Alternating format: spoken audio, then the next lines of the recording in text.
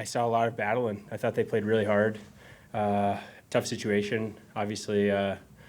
Especially last night, I think when you have an emotional loss like that, it makes things a little more difficult always.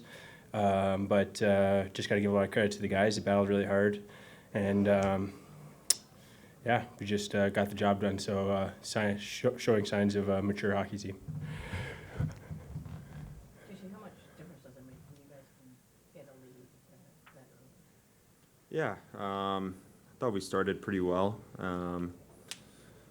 We'd like to not let up the one on their power play, but overall, like when we're starting well, it just sets up the rest of the game for us, and we have the ability to fight back in games that we go down. But overall, we want to be a team that starts well. And I know you're new this year, but Robbie Fabry, he's had so many injuries in his career, but is this just a good example of that first goal, the skill set he has?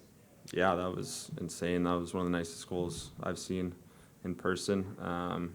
He's been hot. He's been great for us. You love to see him, in the lineup, not only just in the lineup, but playing well. And no one works harder than that guy.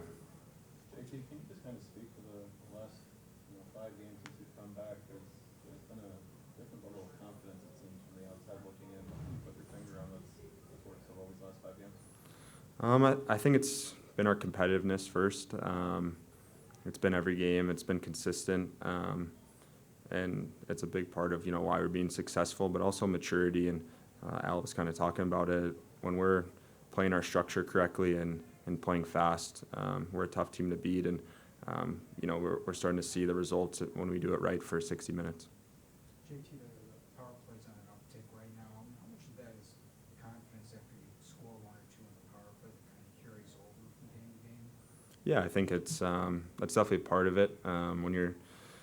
When you're fighting on the power play, it feels like you're not getting the bounces, and you may still be making nice plays.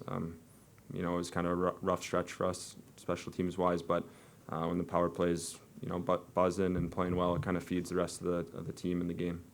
Alex, as a group, as you guys navigate the highs and lows of the season, how beneficial has it been to have so many veterans and leaders in the room? Yeah, I think it's very difficult to win in this league. And when you got guys that have been through it before, whether it's DP or JT with Stanley Cups, and you just look around, and obviously you add a guy like Patrick Kane. So it's pretty cool to see from my perspective. And just when you get into those really critical moments, that's when it matters the most. And it's nice to have those guys around in moments like that.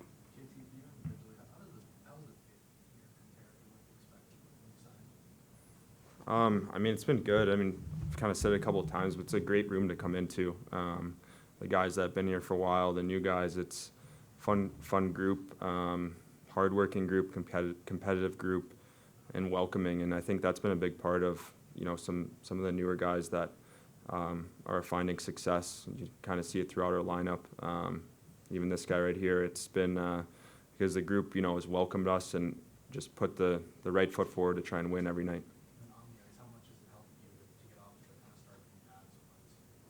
Yeah, you want to help produce. That's any player that says they don't, they're lying. It's, part of it. But I pride myself on a lot more than just points. And, I try to be dependable, two-way player, 200 feet.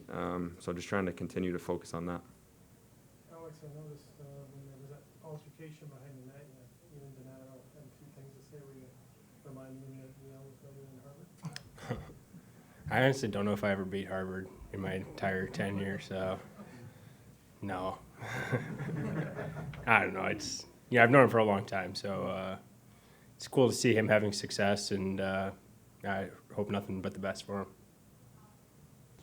When you're second half back-to-back and you get short-handed goals a couple of minutes into the game, how much of a lift does it give everybody throughout the rest of the night? Yeah, I think it helped our start, but they scored immediately right after.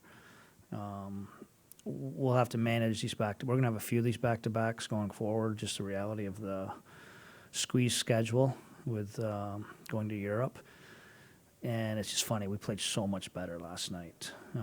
You look at that game tonight, our best player was our goalie, and we finished. I mean, they outchanced us, they outshot us. Every underlying category is going to say they were better than us. So we'll have to handle it a little bit better. Probably a little fatigue in there, but probably our least detailed game since we've been back from Europe. But a good sign is we scored 5 goals and won. What kind of a sign is it too without Dylan for a second? Yeah. Guys in different slots and how they. Yeah, I mean, you go. It's the lineup looks so much different with Dylan. Even last night, just add some more minutes into some guys. Obviously, Dylan's our leading minute guy, and obviously our number one center, plays in every situation. If you look, anytime he's out and you can be successful, it's a positive. And I thought, most guys stepped up, and I think JT Compher kind of playing that 1C role last couple games was obviously very good. What's it tell you about the state of Fabry's game when he scores a goal like he did here tonight? Again, he's just putting himself in position. He's got a special NHL type stick. Good on him, and obviously just another person to add some scoring depth for us. Yeah, that's a tough question because I'm a huge fan. I remember him back from his NTDP days, his college days, playing him in the Stanley Cup Finals when, people probably don't realize he didn't have the second center minutes, but he was playing as a number 2 center in that Stanley Cup Finals, and obviously they were champions. So I'm a big fan. I know when we were talking about him as a free agent, I was very excited. So he's come as advertised, probably a little more competitive, a little better leadership. Some of those things you don't see without being in the locker room. But he's been very good for us. With the power play, is that just regaining confidence a lot of it? Yeah, well, we had a little slight change. Since David Perron's been on the half wall, they're a little more comfortable. It's taken off. So just a small little tweak there. And I think we're trying to simplify it. Made a nice play on the back door, but been a little more simple. JT Compher again, just anchoring down that net front, the goalie's eyes, helping us retrieve some pucks. Positive, and it's been a big boost for us. Derek, what is the key for a team on the second night of a back-to-back? What do you want to see? Simplify the game. Like even the first period, we had turnovers.